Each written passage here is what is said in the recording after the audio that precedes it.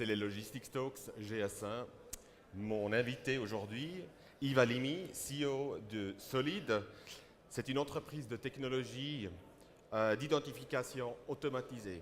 Bienvenue Yves. Merci Valentin.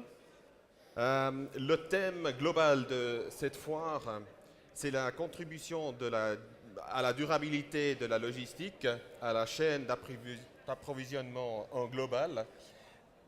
Quelle est ta vue depuis la perspective de Solid et quelle est ta contribution avec ton entreprise à la durabilité?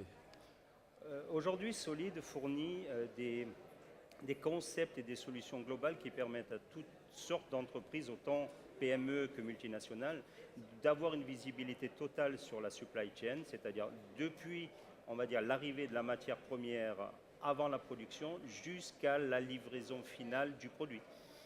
Nous pouvons intervenir à tous les niveaux, depuis la définition du besoin jusqu'à la mise en place d'une solution globale. Est-ce que cette contribution, elle est réduite sur certaines industries ou est-ce que c'est une vue complètement globale? Nous avons quelques spécialisations. Nous sommes très performants dans le monde hospitalier, mais nous travaillons également dans l'industrie, que ce soit industrie horlogère, industrie mécanique. Un peu moins aujourd'hui dans l'alimentaire, parce que c'est une direction que nous avons prise il y a quelques temps. Voilà. Et quel est le rôle des nouvelles technologies qu'on trouve, voire RFID, Datamatrix, Databar et d'autres?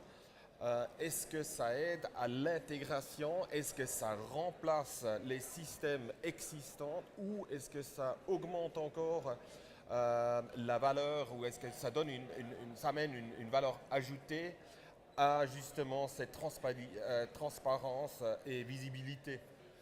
Les nouvelles technologies apportent toujours un plus par rapport à l'existant. Si on prend le cas du Databar ou du Datamatrix, on peut mémoriser et imprimer énormément d'informations contrairement à un quadabar standard de type EAN13. Le RFID, en conséquence, apporte en plus la possibilité de lire ou d'écrire dans une étiquette à distance et sans nécessairement pouvoir la visualiser. Donc ça, c'est également un plus par rapport au code barre 1D usuel. L'introduction de l'EAN13 a duré plus ou moins 30 ans, bon, peut-on dire, hein. Aujourd'hui, on a effectivement une utilisation globale du EAN13 dans les biens de consommation. Combien de temps ça va durer pour introduire ces nouvelles technologies?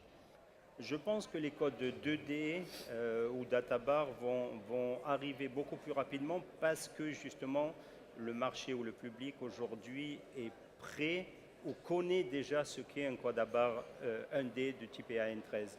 L'utilisation ou l'application du RFID sera, je pense, un peu plus longue parce que les coûts sont différents et parce que de par ses fonctionnalités, de nouvelles approches peuvent être, ou de nouveaux concepts peuvent être modifiés par rapport aux méthodes actuelles. Quand on compare le marché suisse avec l'Europe ou les États-Unis ou bien même la Chine, où est-ce qu'on se positionne aujourd'hui, actuellement, avec l'introduction de ces technologies?